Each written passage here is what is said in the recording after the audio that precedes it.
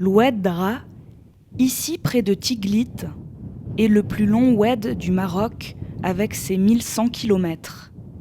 Il vient se jeter dans l'océan Atlantique à Foum Dra, au nord de la ville de Tantan.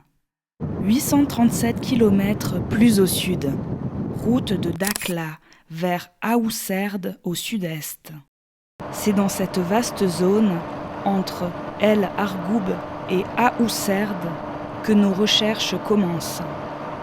Un de ces nombreux troupeaux de dromadaires, hélas élevés pour la viande, qu'on peut rencontrer partout au Sahara atlantique. L'impact négatif sur l'écosystème saharien par les déséquilibres occasionnés par leur surnombre est à mettre en parallèle avec ce fait étrangement oublié que la mise à mort de ce noble animal est une insupportable abomination.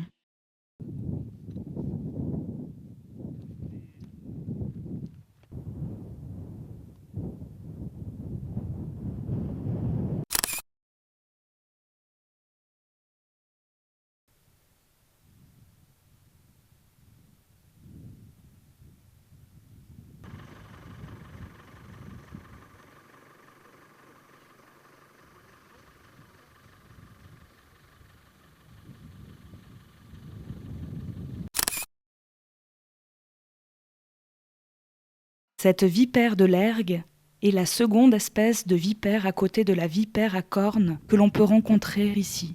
Elle est l'une des proies potentielles du chat des sables. Plus petite que la vipère à cornes, elle fait partie du genre Cerastes.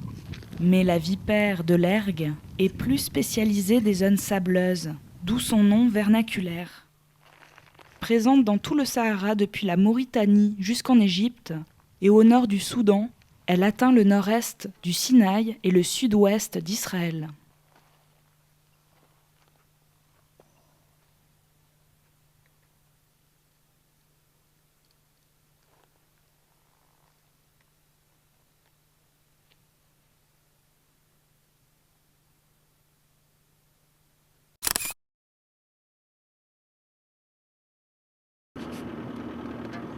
En cherchant un animal précis, en l'occurrence le chat des sables, on trouve toujours d'autres espèces.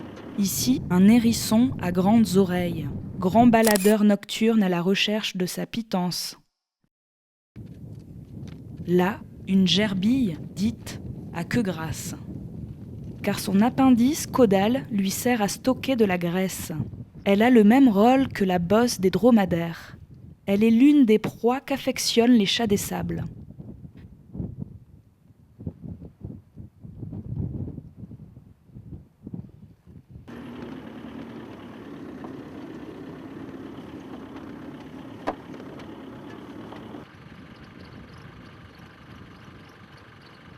Enfin, un chat des sables. C'est un félin de petite taille, parfaitement adapté à la survie dans le désert. Il est au félidé ce que le fennec est au canidé. Alain Dragesco-Joffé pense qu'il est encore plus inféodé aux régions arides que ne l'est le fennec. Le chat des sables, également appelé chat de Marguerite, du nom du général qu'il a découvert sur la frontière algéro-libyenne, est un petit chat aux oreilles proéminentes et aux pattes courtes. Ses conduits auditifs sont plus grands que chez les autres félins, adaptation nécessaire qui l'aide à mieux détecter ses proies. Ses saules et ses pommes sont garnis d'une couche dense de poils touffus, les protégeant contre la chaleur du sable. Son régime alimentaire est composé de rongeurs, gerbilles, gerboises, jeunes lièvres, d'oiseaux, de reptiles, d'invertébrés. Il peut s'attaquer à un varan du désert adulte, comme aux serpents venimeux compris.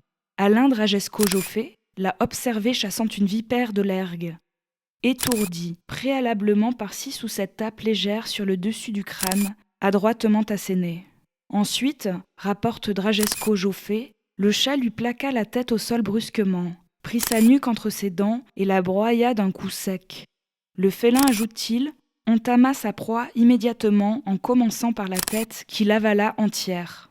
Le chat des sables est une espèce menacée qui mérite, comme toutes les espèces sauvages, que des mesures réelles et conséquentes soient prises pour assurer son avenir en liberté.